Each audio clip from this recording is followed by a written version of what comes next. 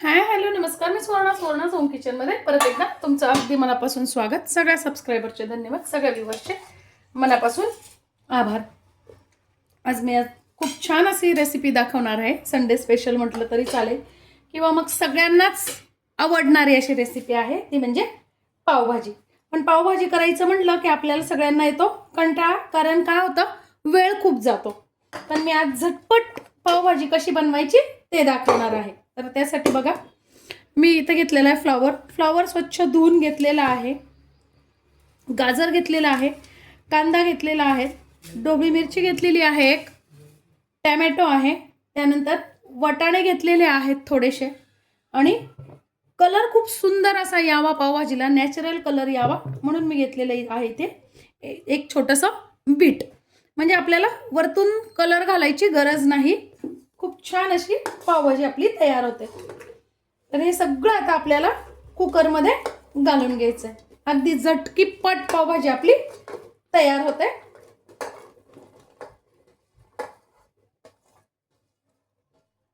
त्यानंतर मी ते बटाटे साल काढून चिरून घेतलेले आहेत. बिटाचा हात लागलाय त्यामुळे थोडेसे लाल दिसतात ते. बघा, आता आपल्याला भाजीत काय करायचं आहे, पाणी घालून घ्यायचं आहे.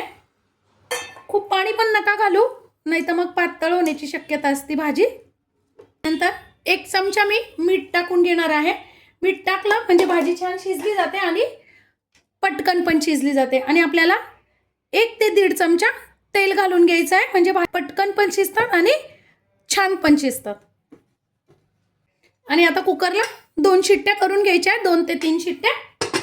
पावभाजीला सुंदर असा कलर आणि तरी येण्यासाठी काय करायचं आहे, तर बघा, मी इथे लसूण घेतलेला आहे 10 ते 15 पाकळ्या, त्यानंतर 1.5 इंच आलं घेतलेलं आहे, आणि 5-6 हिरव्या मिरच्या घेतलेल्या आहेत. हिरव्या मिरचीचं प्रमाण तुम्ही कमी अधिक तुमच्या चवीनुसार करू शकता.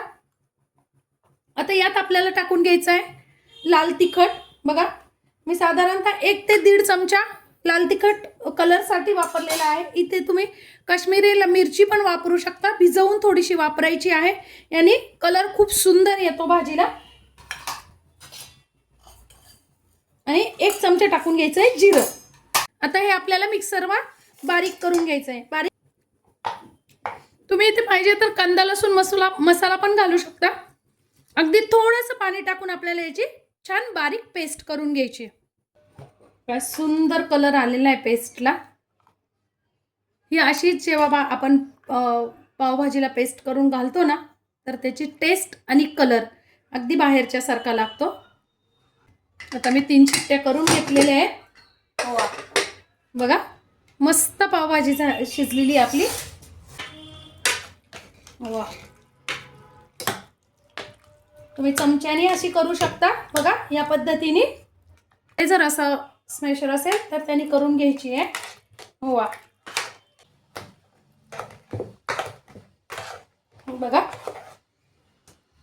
व्यवस्थित शिजल्यामुळे छान झालेली बारीक. अगदी कढईत 2 पळ्या तेल टाकून घेतलेलं आहे, पावभाजी आहे म्हणून, आणि 2 चमचे बटर टाकून घ्यायचे. तुम्ही फक्त बटरमध्ये पण करू शकता, किंवा मग चांगलं तूप टाकलं तरी चालेल, किंवा मग फक्त तेलातही करू शकता. पण बटरमुळे पावभाजीला टेस्ट छान येते. आणि नुसतं बटर जर टाकलं तर ते लवकर जळतं, त्यामुळे थोडंसं तेल टाकून मग बटर टाकायचं आहे. टाकून घ्यायची आपण करून घेतलेली पेस्ट. वा, या पद्धतीने तुम्ही एकदा पावभाजी करून बघा, खूप सुंदर लागते. बाहेरच्या पेक्षाही आपली घरीच पावभाजी खूप छान तयार होते. आता यात टाकून घ्यायचे अर्धा चमचा हळद, 1 ते 1.5 चमचा तिखट आपण तुम्ही तुमच्या चवीनुसार वापरू शकता. त्यानंतर 1 ते 1.5 चमचा धने जिऱ्याची पावडर, आणि 2 चमचे टाकून घ्यायचा आहे पावभाजी मसाला. पावभाजी मसाला पण तुम्ही तुमच्या चवीनुसार कमी अधिक करू शकता. वा, बघा काय सुंदर कलर आलेला आहे. टाकून घ्यायची आपल्याला त्यात आपण शिजवून घेतलेली भाजी. काय सुंदर कलर पण आलेला आहे.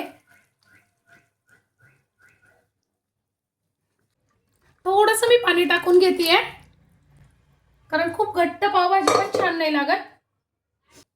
तर टाकून घ्यायचं आपल्याला 1 चमचा मीठ. आपण भाजी ज्यावेळेस कुकरला लावली त्यावेळेस पण मीठ टाकलेलं होतं, तसंच चव घेऊन तुम्ही टाकू शकता. तर आपल्याला पिळून घ्यायचं त्यावर अर्ध लिंबू. वा, टाकून घ्यायची आहे थोडीशी कोथिंबीर आणि मस्त 4 ते 5 मिनिट आता भाजी आपल्याला उकळू द्यायची आहे. बघा काय मस्त कलर पण आलेला आहे आणि आपली पावभाजी पण एकदम मस्त अशी तयार झालेली आहे. वा,